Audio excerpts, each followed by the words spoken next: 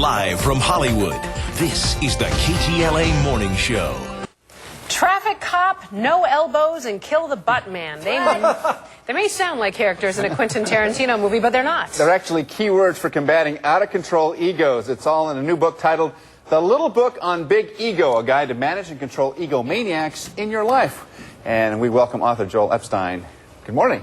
Good morning. So do you have a big ego? That's my autobiography. Why don't we start with your unique definition of what ego is? Well, first of all, there are no big egos, there are no small egos, no crushed egos, no inflated or deflated egos.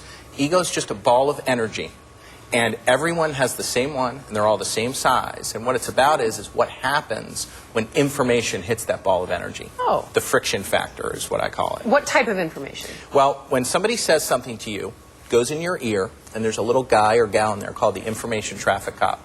You hope that they're not at lunch. You hope that they're on duty 24/7. Right. Because when you get that information, it can either go to your brain or to your ego. If it goes to your ego, you're going to have a friction factor moment. It's going to be positive or it's going to be negative, meaning how do you hear that information that is hitting your ego and what type of reaction you're going to have to it. So one of those egos you call the traffic cop. What's a traffic cop? The traffic cop is just that. He's a character. He's in your ear. So he's actually diverting the information from one way or the other. You're hoping he is. Yeah. Yeah, you're hoping he is, because if he isn't, that's when you see people getting in arguments and you see harsh criticism and you see people being mean, because they're typically reacting. But you know, when you talk about this bowl that we universally share, and it's the same size. The gentleman who was just on with us, who was very impressive, this Christopher Gardner. I'm just guessing. I think his ball's a different size. Wow. Okay. Now, here's what I would say to you. I would say that he has a positively infected ego. I would say that there's a fine line between confidence and arrogance, which is what we always put together with big ego. He did not seem remotely arrogant to me, but he seemed supremely confident. Well, just remember this. Arrogance is just confidence with your hands over your ears. If you really think about that. It's a very fine line. And a lot of people use the term big ego to mean someone that's arrogant. You're saying it to mean that someone that's confident. Yeah. That's so confident in what they're doing. not always bad. Some Not people always can bad. have a good big ego if they do it correctly. Absolutely. How do you kill the butt man? Who's the butt man? Well, the butt man is the person that protects your ego. That's the person that protects your pride. And what you want is, you want your butt man dead immediately, because the butt man is the guy that allows you to respond, I could have, but. I would have, but. I didn't get that promotion because. I couldn't do this, but. It's the person that gets in your way, because when you hear information, you could hear it negatively and think, oh, this person's insulting me, so I better give an excuse, or I better butt them, so I feel good about myself. So is the purpose of all of these tools, is it to learn how to better manage your own ego? Is it better to manage other people's, what we would have previously called a big ego? It's a great question, and the thing you have to remember is you can never control anybody else's ego. You can only control your own. And one of the things I always like to say, it's very confusing, but when you're dealing with an ego monster, an egomaniac, winning is always losing. You can't beat them.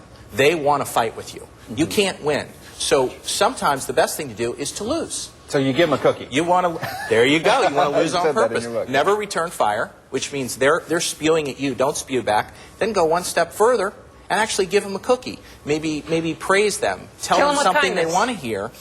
Imagine the visual. Have you ever taken somebody that was just being mean and nasty to you, or arrogant to you, and actually stood there and was nice back to them? They get pie-eyed. Yeah. They want to fight. You stop them right in their tracks. Yeah. Unless they're a 2%er, those people need to be locked up. The other 98% of the people, it works with very, very well. You have 4 quick tips to deal with what you call ego monsters. We hit a couple of them. I would give you 3 easy ones. Okay. Always know where the finish line is, meaning, what's going on with this conversation I'm having with this person? Is this my mother and I need to speak to her again tomorrow? Or is this some person I met on the street? Or we can go on with road rage for hours, but is it someone who just cut me off in traffic? Right. Number 2, never return fire, which is never give it back. Just take it. Remember, losing is always winning. And number 3, give them a cookie.